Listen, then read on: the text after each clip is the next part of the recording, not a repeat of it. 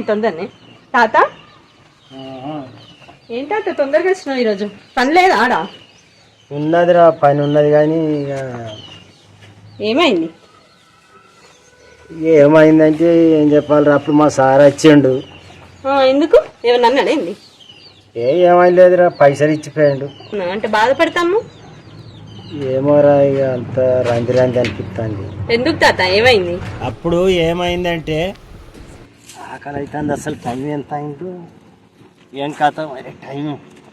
అసలు సద్ది ఎడబెట్టిన కోతులు గిట్ట నన్ను చేస్తాను కానీ 1:17 నిమిషాలు అవుతుంది. ఇవాళ భలే పైన అయింది. పానం కవర అవుతుంది. ఆకలి బాగా అవుతుంది. పొద్దుగాల తినబుద్ధి కాలేదు.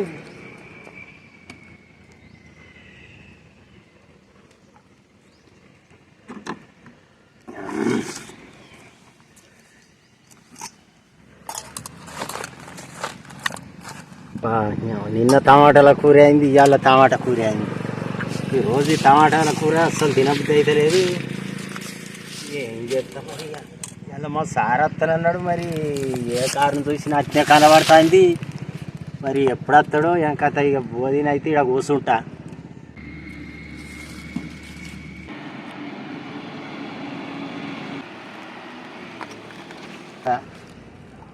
అయ్యో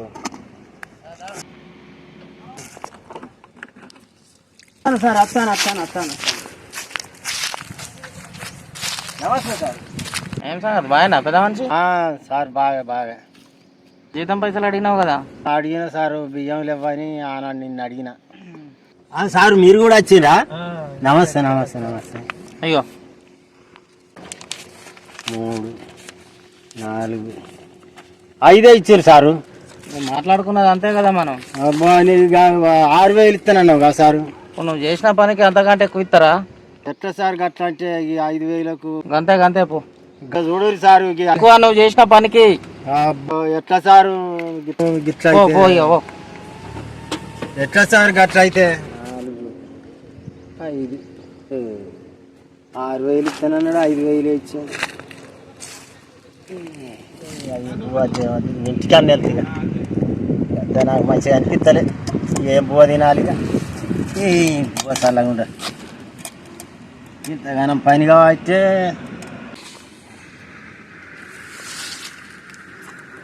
జరిగింది గదిరా. గదింకే బాధపడతానా తాత? ఇక చేసిన కష్టానికి ఫలితం లేకపోతే ఇక బాధ ఉండదారా? చేసిన కష్టానికి ఫలితం రాలేదని బాధపడతావు తాత? ఏది జరిగినా మన మంచిగా అనుకోవాలి. ఏందిరా గట్లా అంటావు? ఇగో సరే నీకోటి చెప్తా, మరి వింటావా? చెప్పరే, ఏం చెప్తావు? ఇగో పూర్వమట ఒక రాజు ఉండేటోడు. ఆ రాజు ఒక రోజు రాజ్యంలో ఉన్నప్పుడు ఏదో పనో ఏదో చేసిండు తాత. ఏదో చేస్తా ఉంటే ఆయనకి ఏళ్ళెగి మొత్తం రక్తం పోతుంది ఫుల్. పోతా అంటే ఇంకా అక్కడ రాజ్యంలో ఉన్న వాళ్ళందరూ అయ్యో రాజుకి చెయ్యి తెగింది అని చెప్పి అందరు వచ్చి చూసిర్రు. అయ్యో అని అందరు అంటే రాజు మంత్రి వచ్చి ఏం కాదు రాజా, ఏ జరిగినా మన మంచికేలే అని అంటాడు. అన్నప్పుడు రాజు కోపం వస్తుంది తాత.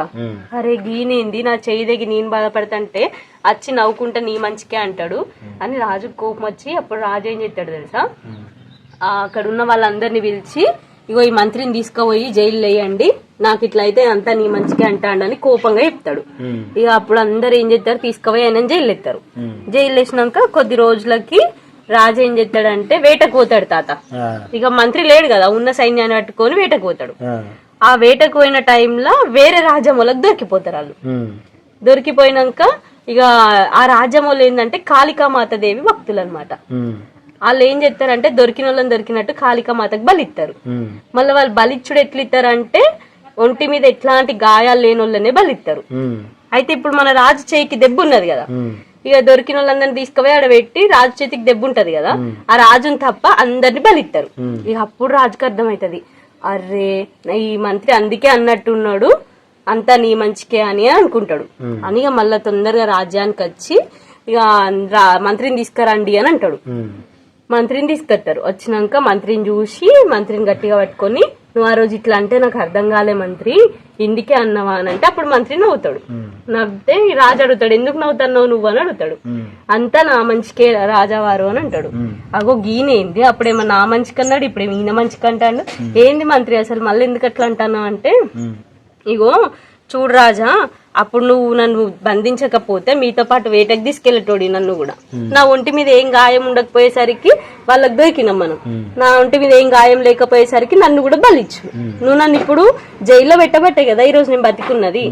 అందుకే రాజావారు ఏది జరిగినా మన మంచిగా అనుకోవాలంటారు. నువ్వు కూడా జీతం తగ్గించిందని బాధపడద్దు తాత. ఏం చేయాలరా బాధ? ఇక అంతా నీ మంచికే అనుకోవాలి. ఇప్పుడు నీకు ఇది కాకపోతే ఇంకేదైనా దొరుకుతుందేమో అట్లా అని బాధపడతావా? ఏం చేయాలి? ఏం చేస్తాం? బాధపడకు, ఇగో ఇంత చాయ్ పెట్టుకొత్తా పో. పోతాను నడు.